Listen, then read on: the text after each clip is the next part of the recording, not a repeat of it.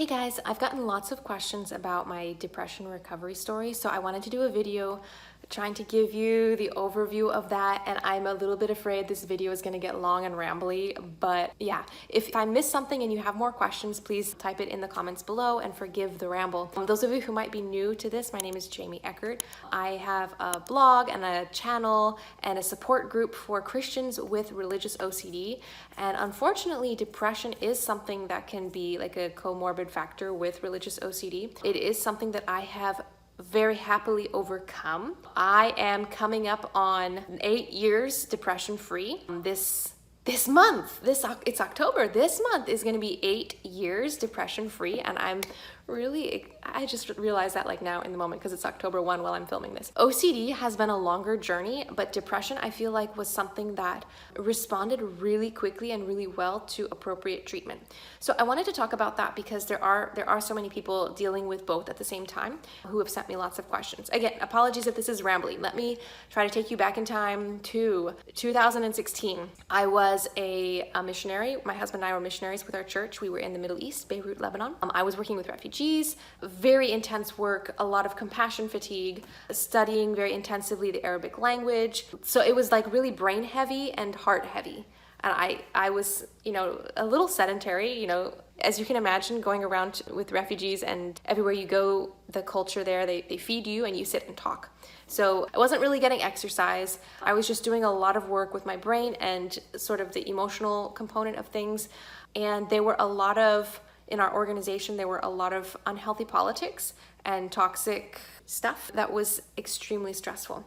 But anyways, I won't go into the whole detail of my breakdown and everything, but just suffice it to say, in 2016, I did have a complete and total mental health breakdown while I was on the other side of the planet. In the Middle East, there's not a whole lot of, mental health isn't as big of a thing as it is in Western countries. And so the availability of care is extremely limited. So my husband and I actually flew back to the US temporarily. I'm from the East Coast, but we actually went all the way to the West Coast where our organization had a hospital system there that they were able to connect us to based on, continuity of care and everything. It was incredibly the most discouraging thing ever. I went into an office and I sat down with a psychiatrist. And at that point, I didn't actually know the difference between a psychiatrist and a psychologist. I just knew that the powers that be, had scheduled me an appointment with this lady. She was a psychiatrist. She listened to me for an hour as I was talking through what was happening. And she said, okay, we're going to give you some Zoloft. I'm like, really? Really? I flew all the way around the world to get a bottle of Zoloft? I could have gotten that back there. You could have just talked to me on Zoom. If there's anybody listening to this who takes Zoloft, don't take this for more than what I'm meaning. Zoloft is fine. I have one group member that says, serotonin, if you can't make your own, store-bought is fine. And I think that's a cute little quip. I'm not against medication when it is necessary, but I was not convinced that it was necessary for my depression. And the reason being is that I knew myself, and I knew that I'm a melancholy personality, and that I'm very deeply emotional, and I can feel things very deeply. But I also knew that there were circumstantial things, there were stressors, there were all kinds of compassion fatigue and disillusionment and disappointment, and I knew intuitively that I had mental distortions that I had not dealt with. I have family dynamic stuff that I had not dealt with. And so I knew there was more going on than just take a pill and call me in the morning. And I was at a point in my life where I was ready to do that hard work. I was ready to put in the work. But where I found myself, and at that point I was diagnosed as severely, on the little scales, they make these little scales. I was severely clinically depressed. I had suicidal ideations. I was very hopeless. And I think that hopelessness aspect really got to me because I was like, I'm willing to put in the work, but I can't do it myself. I need the support of somebody else who's gonna hold me up and help me do whatever I need to do to get better. And I just intuitively knew that a bottle of pills was not actually what I needed. So we were very crushed, very discouraged. That's all we came all this way for. If you guys have flown from the East Coast of the US to the Middle East, that's 35-hour flight total. my husband remembered somebody that he knew who was in California and worked in mental health, and he decided to just email him and see what he could do for us. He said, I'm totally booked, I can't help you, but why don't you contact Nedley Health? I should hashtag Nedley Health, because this is going to be kind of my review of my time with them. We contacted Nedley Health. They're located, it's a Christian depression and anxiety recovery center in Northern California. The friend of my husband told us to contact them, and we contacted them, and lo and behold, wouldn't you believe it, they have residential programs like, 3, 4, 5 times per year, and it just so happened, thank you Jesus, it just so happened that their next program was starting in like 2 days. The intake lady says, I'm so sorry, all of our slots are full. We explained our situation, like, we just flew from the other side of the world, can you not help us? She says, okay, send your application, we're gonna find a spot for you. I've got no idea how they shifted things around, I don't know the logistics, but I flew to Northern California the next day, and I got into the program. Nedley's program, Dr. Nedley, his name is Dr. Neil Nedley, he's got books, he's got a website, he's got a lot of stuff going on, but his program is a 10-day program. When you enter the program, you take like that depression scale and anxiety scale and all the different like ways of gauging how bad you are. When I came in, I was at like a very severe level. I don't remember the actual numerical number. When I left 10 days later, my depression was subclinical. It was subclinical. Do you know what that means? It means that I went in as bad as they get, and 10 days later, I walked away with symptoms that were so mild that they don't count as clinical depression anymore. So I really want you to hear my review of my experience. And even if you can't afford to go there, I think you can still replicate a lot of the things in your own home or whatever setting you may find yourself in. So you can still kind of DIY a lot of it, maybe not all of it, but quite a bit. Okay, I will say the only downside to Dr. Nedley's program is the cost. We paid, I think, around $8,000 to go there. Now, it's been like 8 years ago. I contacted them for a friend recently, and I think it's up at $10,000 now. And our insurance only covered about $3,000 out of the $8,000. However, when we were in the program, they did talk for like 2 minutes about the cost associated with the depression recovery program. And they kind of showed us this calculation of the burden, the financial burden of depression over your lifetime. And I know people like in our support group and everything that they're so depressed they haven't worked for years. If you think about like how much does a person make in a year? $30,000, $50,000, $80,000 in a year? When you start to think about that and to think that depression can actually make you ineligible for working because you're so depressed you can't even get out of your bed, it is worth it to drop $8,000 or $10,000 for a program where you get over your depression. And like I said, this month I'm celebrating 8 years depression free. I have not had my depression return. So yeah, I think that's kind of a downside, but like the cost of it. But anyways, for me, it was worth it. It was worth its weight in gold, I always say. But let me tell you what we did there, because again, like I said, you can replicate a lot of this yourself. The strategy of Dr. Nedley's program is, there's a couple aspects to it. I think a lot of this can be illustrated with there's a TED Talk out on the internet called Depression, a Disease of Civilization, I believe. Maybe I'll try to find it and link it below. But I listened to that before I went to his program, and it really made sense because anyways, the idea is that a lot of the elements that are contributing to depression are just endemic situations to modern Western society.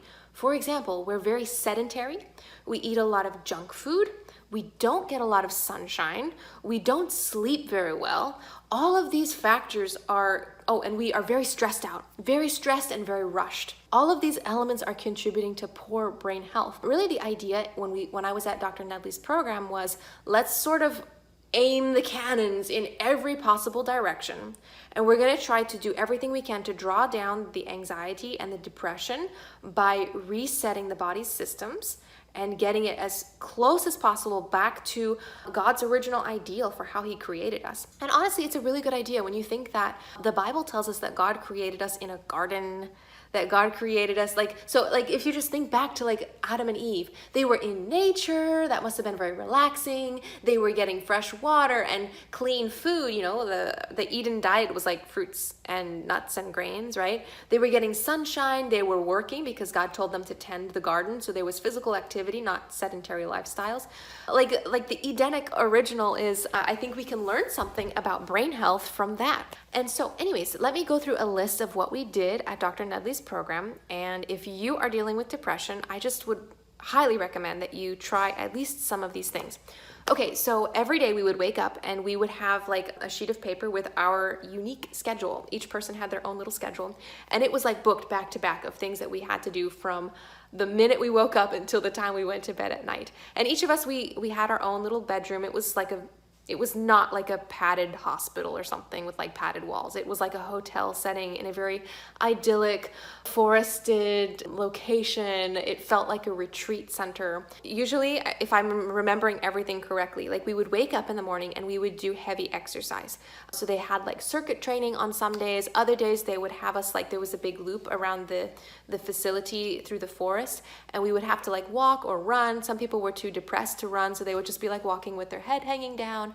And so the staff would be there like very cheerful at 5 o'clock in the morning, helping us to like put a little pep in our step and move our bodies. And they would sometimes get us running. Other times we were just walking briskly as much as we could. But then they would also, again, the circuit training, they would push us through that. I remember that we had several hours per day that we had to do exercise. I don't remember precisely how long it was, but it was exercise, right? When I was discharged from the program, I received a paper, and I'm going to refer back to this paper a few times. This paper had sort of the discharge instructions of things that I had to continue doing over the next year or so of my life, or try to work it into my regular lifestyle.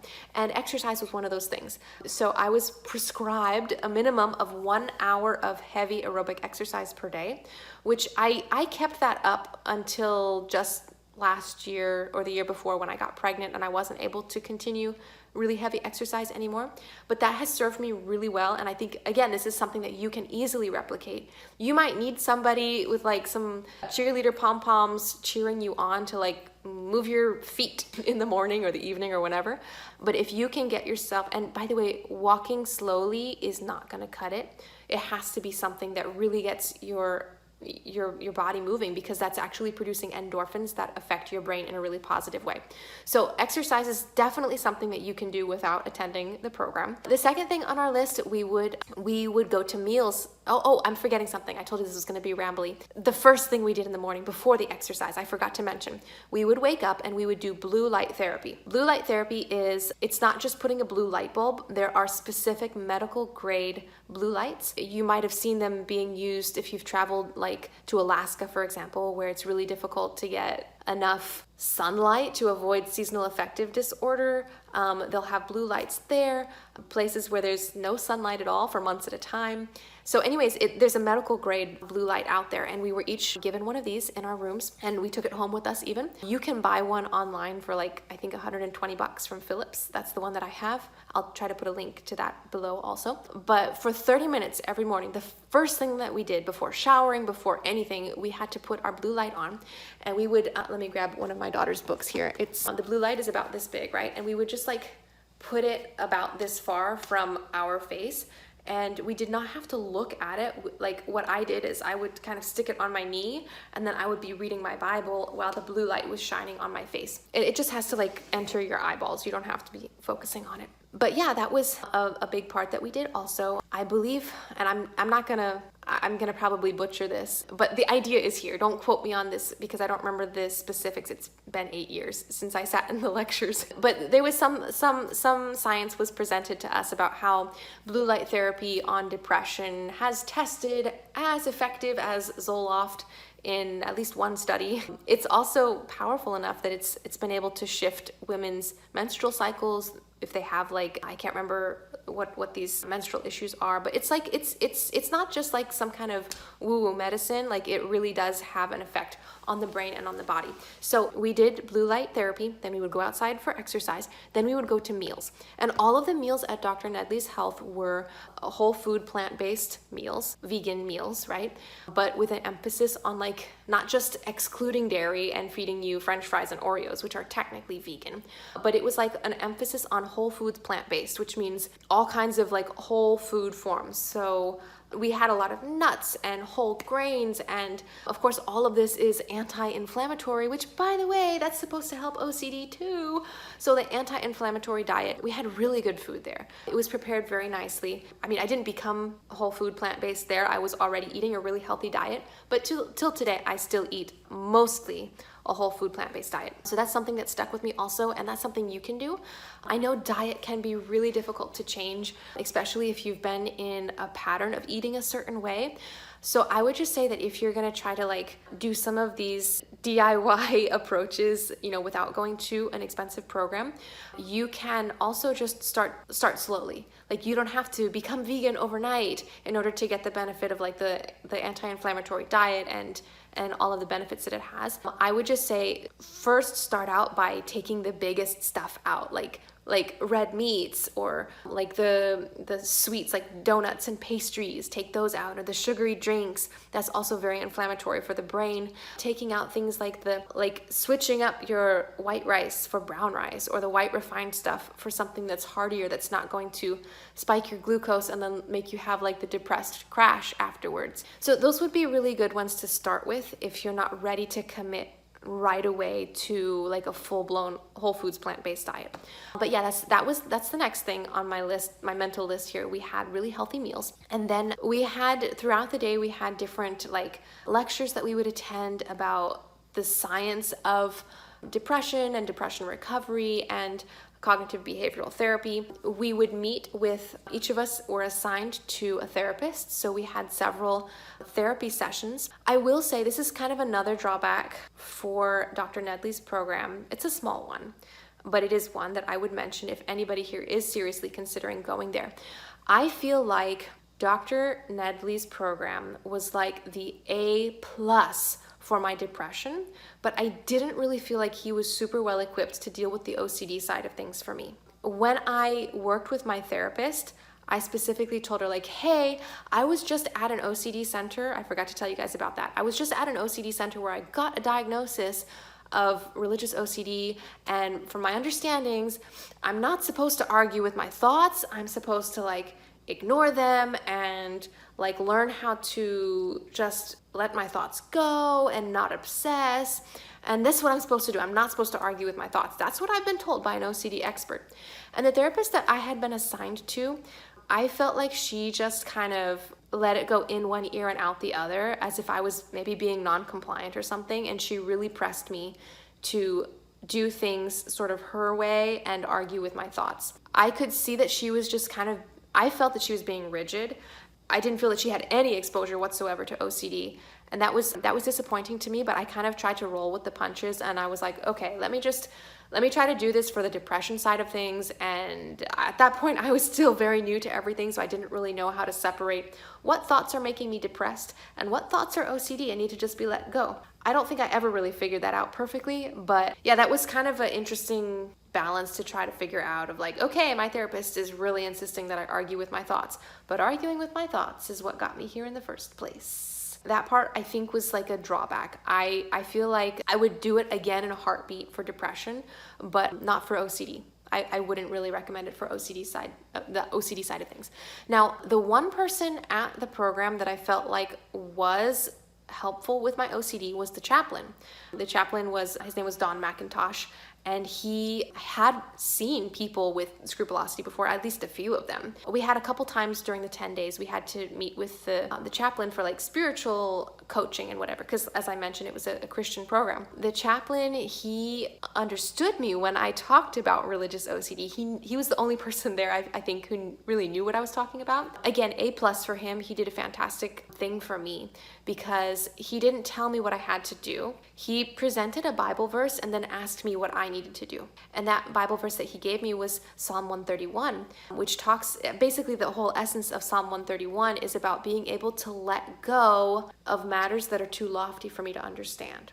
And it was kind of the genesis of my spiritual journey of recognizing, I understand this is what I have to do to get over my OCD. It was just so helpful for me. So my hat is off to him. And yeah, that was actually very helpful. So what could you do if you want to replicate that? One suggestion would be that you could sign up and come to our weekly group coaching support sessions that we have. If you're wanting to get like a spiritual insight into what do I do with my OCD, what do I do with my depression, what do I do with my crazy thoughts, and if you don't have like a spiritual mentor already that you're working with that's helpful to you, if you're feeling like a little bit isolated, we do have sessions that you can join by Zoom from the comfort of your home, and you can hopefully get some encouragement from that.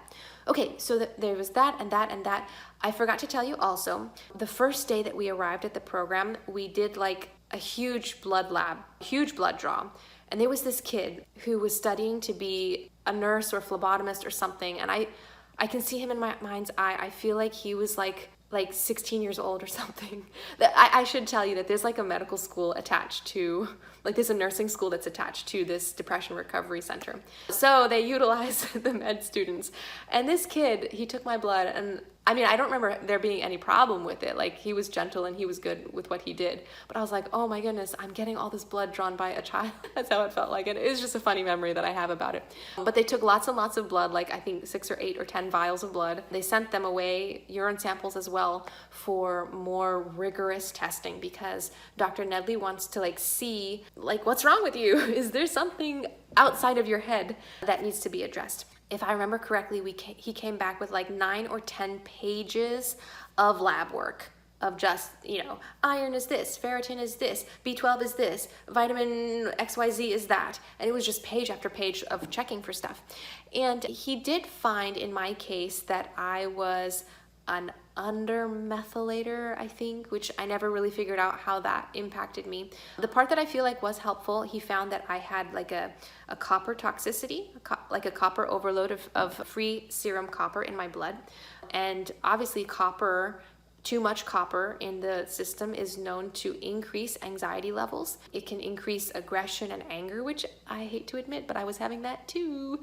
His fix for that was to give me zinc, which is the antagonist for copper that helps to balance it. And I remember I had to like build up into the dose because you can't just take a whole bunch of zinc if you haven't been taking it, because it can give you like gastrointestinal issues. So I had to like build up into the dose, and as I kept like building up into it over the next few weeks, I remember just feeling like a happy pill, and it could be placebo. It could entirely be placebo. You guys feel free to like psychoanalyze me on this one. But I just remember feeling over the first few weeks just waves of like calmness. Like, is this how normal people feel? Like, it just felt really good to have some of that irritability and aggression and really intense anxiety decrease as I took that zinc. And I really think that it did help me quite a bit. I had some other more minor imbalances also, and I was given different vitamins to help to correct those imbalances or deficiencies, which I think was useful as well. So we had that. Another part of our day was the hydrotherapy treatments. With a little bit of creativity, you can replicate this as well. There was like a hot tub and an ice bath next to the hot tub. And you can imagine what we did. We would be 5 minutes in the hot tub to like warm us up, get us ready for the kill. And then it would be 1 whole minute in the ice bath. And when I say ice bath, they had a whole ice machine, like a big industrial ice machine there. So it was an ice bath. And we would plunge for 1 minute in the ice bath, then back for 3 or 5 minutes in the hot tub, and we would just go back and forth. And there were staff members there with like an iPad with a timer on it. Like you did not get out at 58 seconds. You did your whole minute in the ice bath. Believe it or not, this shock treatment in the hydro room. It ended up being like a favorite of mine, and I think some of the others as well, because it felt so invigorating. And you know, with depression, how depression has this sort of lethargy to it, and you feel like so sort of dead and like, I don't want to do anything, I'm so hopeless, just kill me.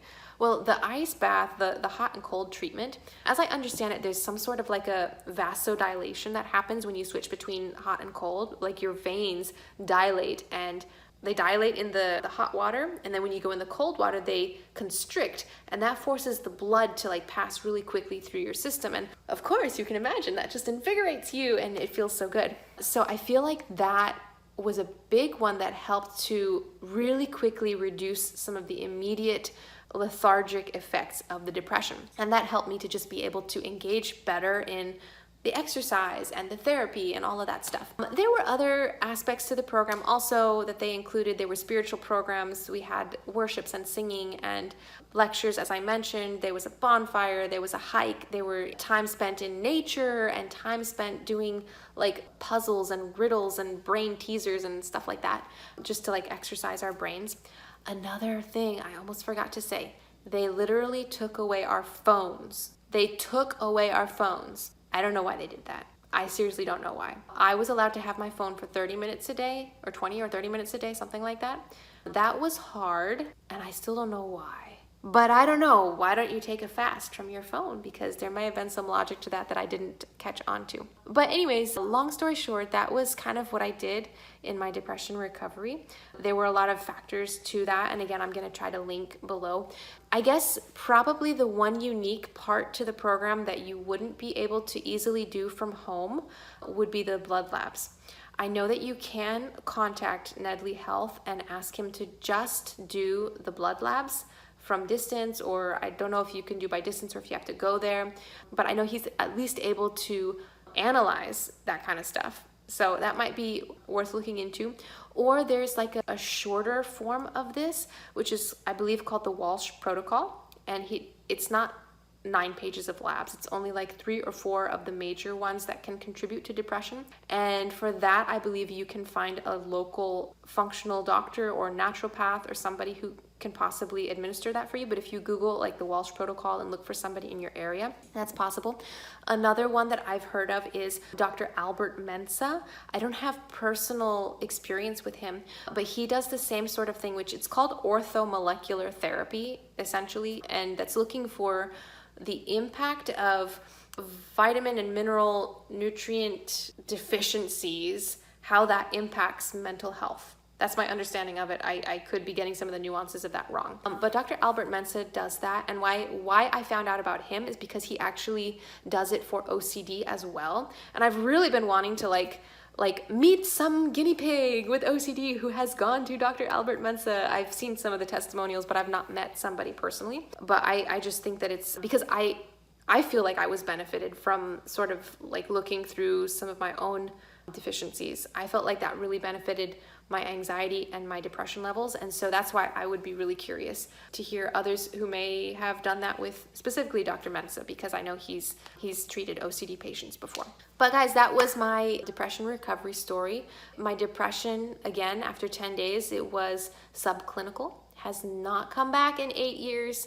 I praise the Lord for that, but also it's been a journey of maintenance. I would say for the first 2 or 3 years after that, I was very, very mindful, very cognizant of what I was doing or not doing. I was like very rigid, like I got to do my blue light therapy. I got to go do my exercise. I got to do this and that. And I followed up and continued doing therapy maybe for a year or so after that also, but with somebody else that was more sensitive to my needs at that time. So I hope you guys can maybe DIY some of this from home if you are experiencing depression. If I have forgotten something or you want to know something else about my experience, please feel free to comment below, and I'll try to respond to you as soon as I'm able.